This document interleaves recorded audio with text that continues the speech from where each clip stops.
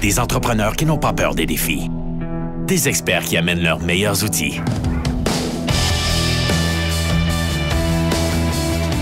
Entrez dans le garage avec les dérangeants.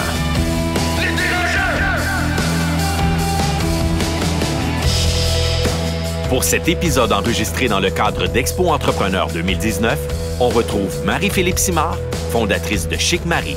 Bonjour et bienvenue à cet épisode spécial dans le garage des dérangeants en direct de l'Expo Entrepreneur 2019. On a avec nous Liette Lamonde de la Fondation Montréal Inc., Éric du Desjardins Lab et Noah Redler de Arch Innovation. Bonjour. On va parler aujourd'hui des écosystèmes montréalais, donc plusieurs questions par rapport à ça. Mais moi, je commencerai rapidement avec une présentation de chacun de vous. Donc, qu'est-ce que vous faites? Pourquoi vous êtes ici aujourd'hui? Puis après ça, on va embarquer sur les écosystèmes.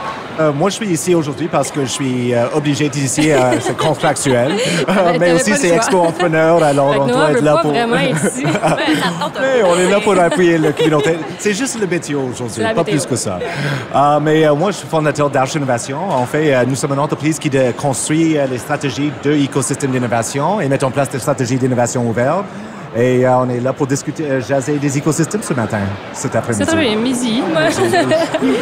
Éric? Alors oui, Éric Morin, bonjour. Donc, je suis ici parce qu'évidemment, dès que je suis en contact avec les entrepreneurs, moi, ça me motive beaucoup. Au Desjardins Lab, je m'occupe d'un programme qui s'appelle Startup en résidence, qui est orienté technologie financière, donc des jeunes fintech qui peuvent inspirer Desjardins dans sa transformation digitale. Et aussi, j'ai un sideline, je suis impliqué dans une startup qui est une fintech aussi, qui est en grosse croissance. Alors, je suis là depuis plus d'un an. Donc, je connais relativement bien l'écosystème fintech. C'est quoi le nom de la start-up? Qu'on y fasse un peu de publicité. Un peu de publicité, ça s'appelle Flinks, okay. F-L-I-N-K-S. Ouais. À Montréal, basé à Montréal? Basé à Montréal. Super, on les salue. Liette? Alors, Liette Lamonde, je suis la directrice générale de la Fondation Montréal Inc. Et ce qu'on fait à Montréal Inc., c'est à chaque année, on choisit 100 entreprises, les 100 meilleures startups à Montréal. Et 50 d'entre elles ont une bourse qui va jusqu'à 30 000 $ et nos services d'accompagnement à vie. Puis les 50 autres, on les accompagne pendant 12 mois. L'accompagnement chez nous, comme on est financé à 85 % par les dons d'entreprises, on s'est collé sur la communauté d'affaires et c'est elle qui vient coacher les entrepreneurs. Donc, on a 450 femmes et hommes d'affaires bénévoles qui viennent coacher sur tous les sujets de gestion, droit, marketing, vente, etc. Puis, on fait aussi des ateliers de formation et on est devenus des super connecteurs avec le temps parce que ce réseau-là, on est chanceux de l'avoir, ils nous donnent, puis on a accès à eux, on sait qu'ils veulent aider des jeunes entrepreneurs. Donc, nous, quand un entrepreneur me dit « je veux parler à telle grande corpo ou telle PME », habituellement, on est capable de trouver le bon lien pour pouvoir les mettre en contact puis espérer peut-être une première vente ou du moins une validation de produit. Puis aujourd'hui, j'ai un autre chapeau. C'est le chapeau Bonjour Startup Montréal parce qu'avec la Fondation Osmo, Montréal Inc. a remporté un appel d'offres à l'été pour créer le premier pôle d'innovation à Montréal. Donc, je pourrais vous en reparler un petit peu plus tard. Parfait, on va garder ça pour tantôt. Donc, moi, je comprends que ça fait à peu près une dizaine d'années là, que chacun vous tournez autour de l'écosystème à Montréal.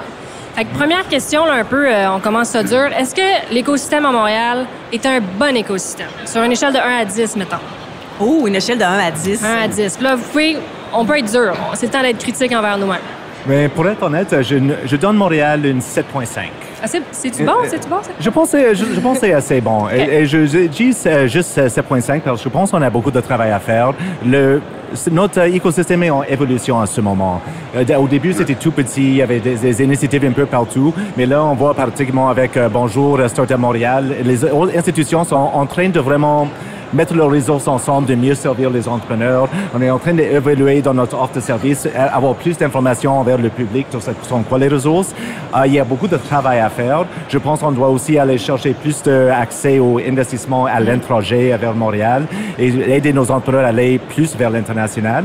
Mais on fait un bon job, mais il faut donner un peu de pression pour faire mieux encore dans le futur. Je suis assez d'accord avec toi, Noah. Je donne un 0.5 de moins, mettons. Juste pour être un petit peu plus sévère, mais ça, c'est ma personnalité. Donc, je dirais 7 sur 10. Mais c'est vraiment le contexte, comme tu dis, qui est important. On est au premier stade du cycle de vie des écosystèmes à Montréal. Puis le premier stade, c'est créer une densité de start-up.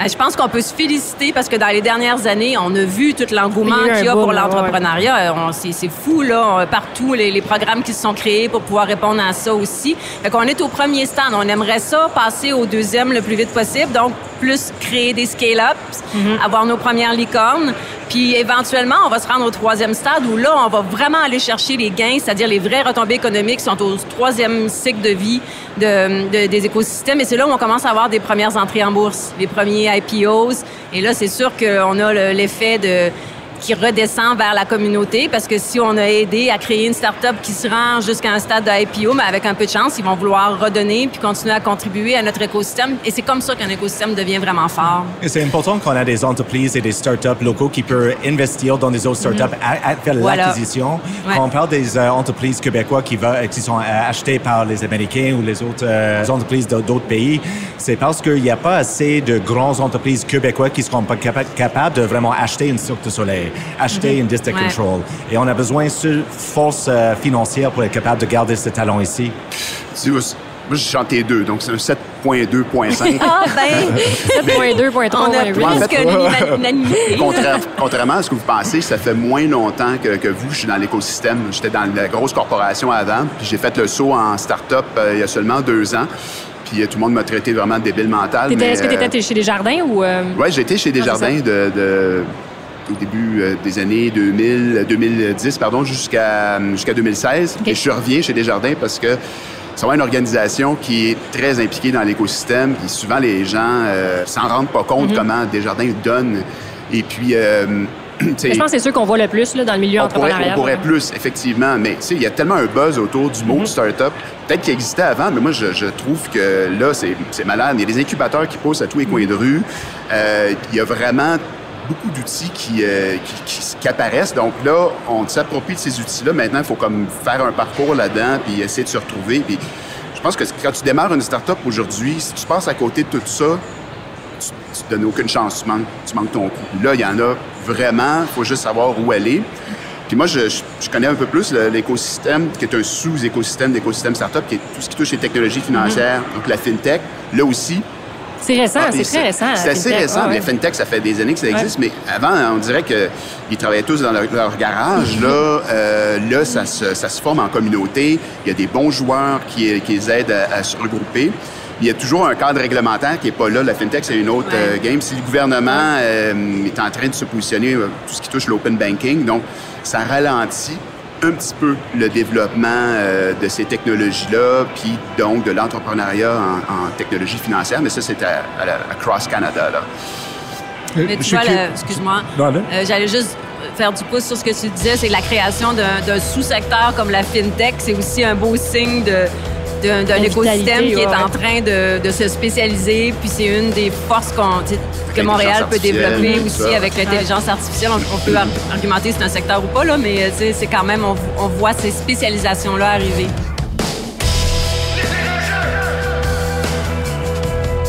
Les dérangeants, dans le garage.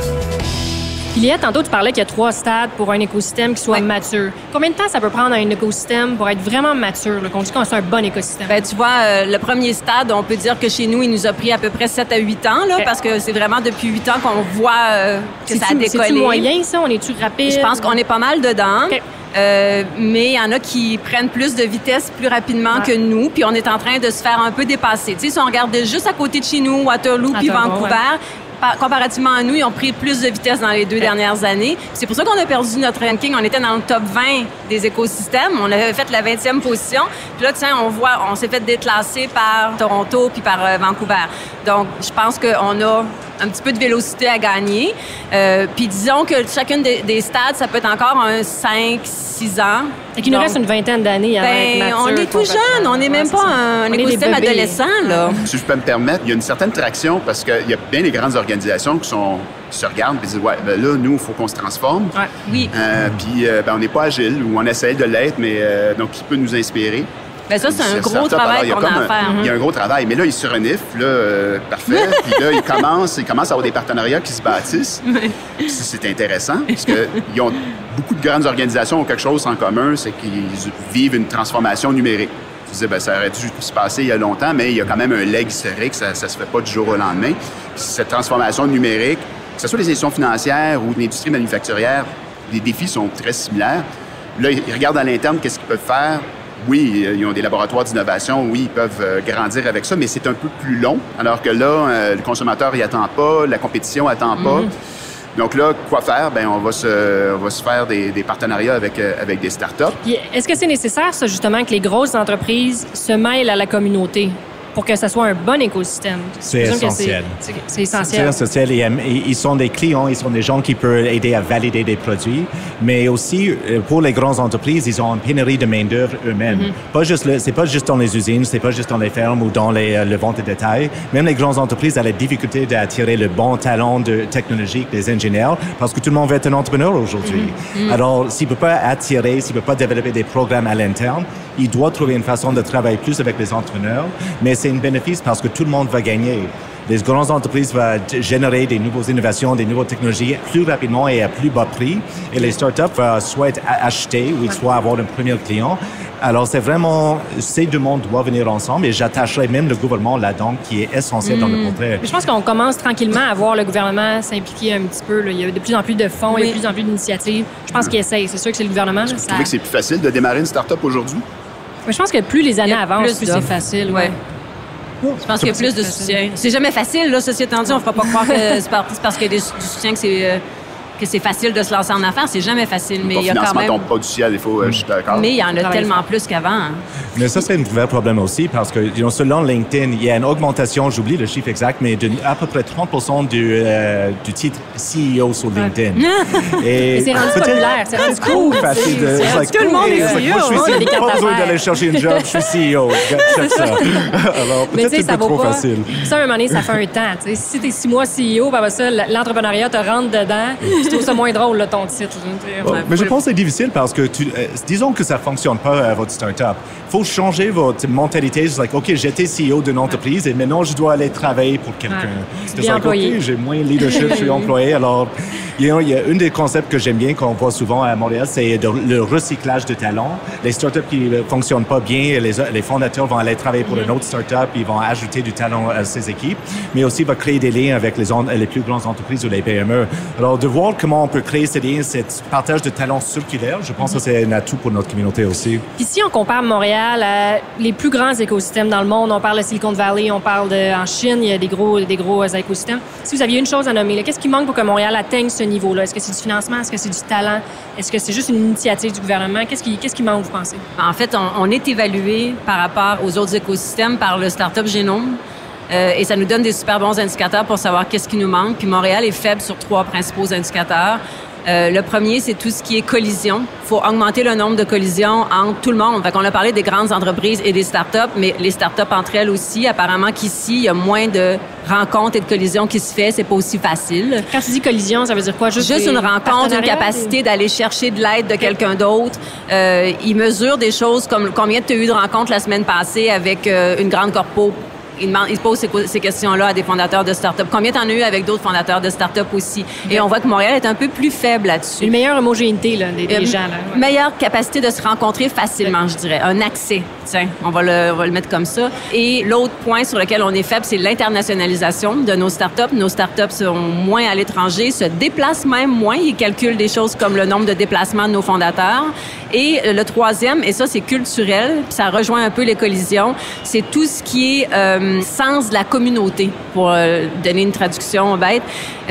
Ici, cette forme d'entraide-là qu'on va retrouver plus facilement dans beaucoup d'autres écosystèmes, elle est encore à bâtir. Et je pense qu'on va avoir à travailler fort là-dessus dans les prochains mois et années, parce que changer une culture, c'est pas mal plus difficile que de dire on augmente le nombre de collisions, puis on augmente, mais même l'internationalisation, c'est pas simple, là, mais je veux dire, changer la façon que les gens se comportent, puis l'idée d'aller directement vers les gens puis dire « Hey, je peux-tu t'aider? » Puis ce que les gens nous disent quand on parle avec d'autres partenaires de l'écosystème qui travaillent, par exemple, à Toronto, bien, ils nous disent « À Toronto, dès que je rencontre quelqu'un, la première chose qu'ils me demandent, c'est « How can I help? » On peut-tu créer ça ici, là? Est-ce que tu parles de l'international, mais est-ce que toi, est-ce que vous sentez que c'est difficile pour une start-up de sortir du Québec? Ou pour aller au Canada, juste partir, traverser vers l'Ontario. Oui, puis je rajouterais à ça, est-ce que c'est quelque chose de québécois, ça, cette peur-là d'aller ailleurs, ou c'est juste circonstanciel? Ça, c'est une bonne question. Personnellement, je sais pas si c'est dans la culture québécoise. En fait, quand je rencontre des entrepreneurs, ils ont toute la volonté d'aller à l'international. Et je pense, on est intimidé par le concept, mais c'est pas si compliqué que ça. Non. Il y a des ressources exceptionnelles, Export Québec, le Trade Commissioner du Canada, EDC. Il y a de l'argent, il y a des services, il y a tout ce qu'il faut, mais ils sont sous-utilisés selon tous ces organismes. Il y a peut-être un manque d'information, je pense. Oui, je pense d'information. que tu as raison. Je pense que les startups voient ça comme si c'était un monstre là, d'Alain International. Puis moi, je l'ai fait. C'est pas si compliqué que ça, vraiment. Mais pas tant que ça. peut-être nous avons besoin d'une plateforme, peut-être, qui comme s'appelle... Bonjour Startup Montréal. C'est quoi ça? Slash international. C'est quoi ça va là? C'est quoi cette Mais peut-être affaire? que tu peux en parler, c'est un très bon moment. Ah ben OK, d'abord, puisque vous m'ouvrez la porte, je vais en parler. Vous avez l'air de vouloir que j'en parle.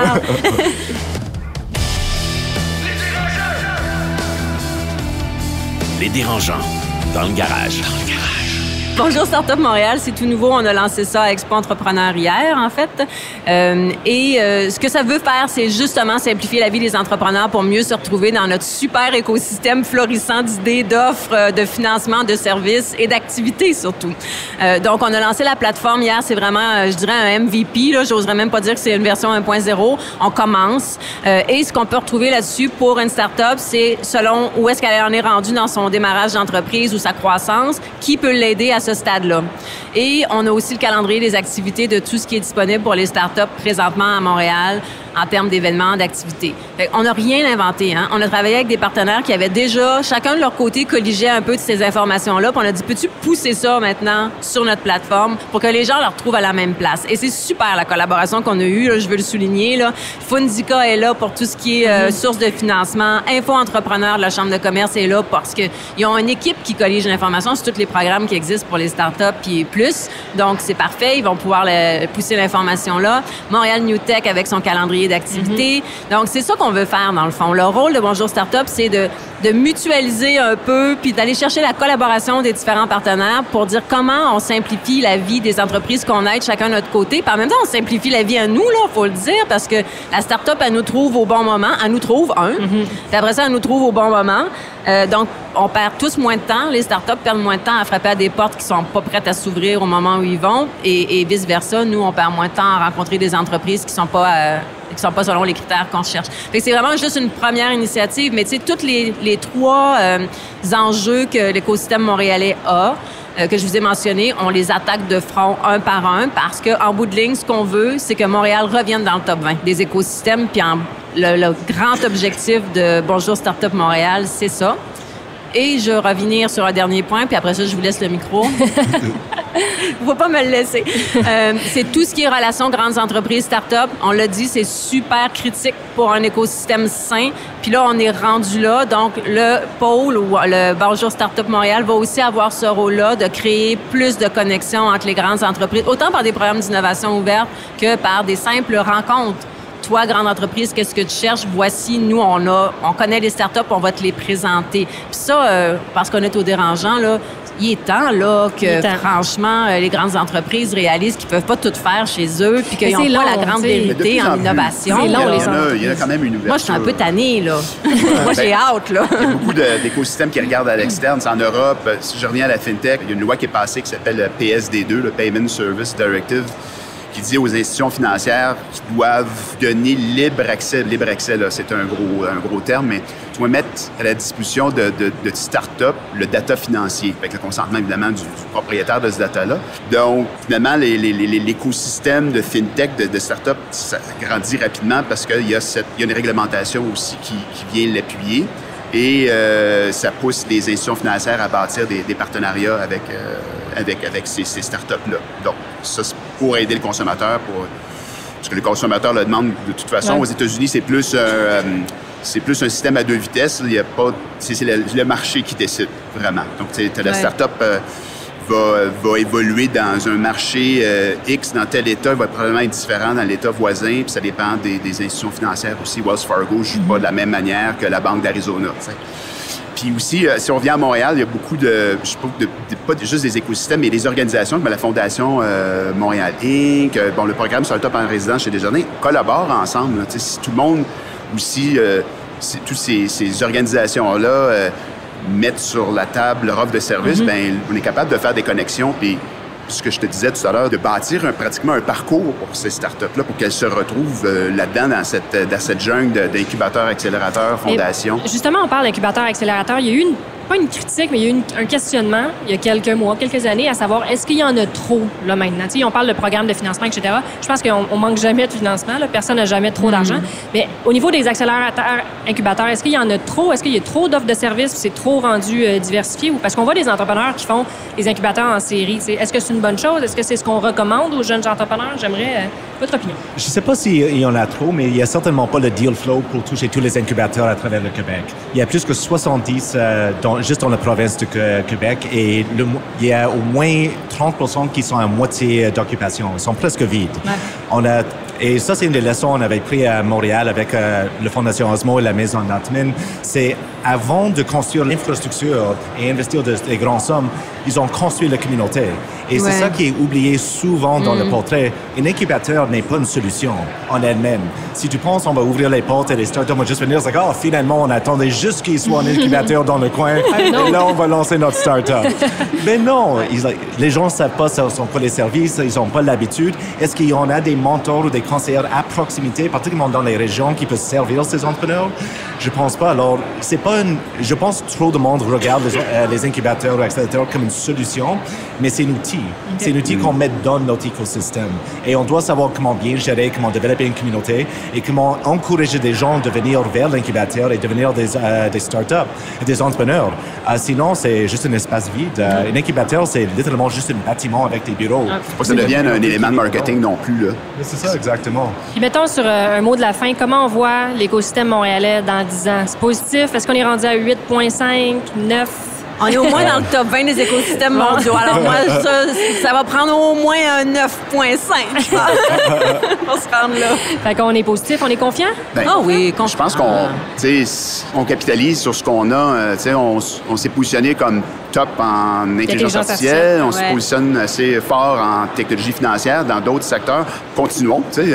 Si des grandes organisations viennent à Montréal parce qu'ils disent « Wow, il y a une expertise, il y a la recherche, il y a des startups. » Bien, restons, focusons là-dessus. Comme le gaming, on a encore cette réputation-là. Puis juste une dernière chose, j'ai pas parlé tout à l'heure, puis c'est important, il y a de la pré-incubation à Montréal, puis il y a certaines initiatives. Il y a le coopératon, je sais pas si vous en avez entendu parler.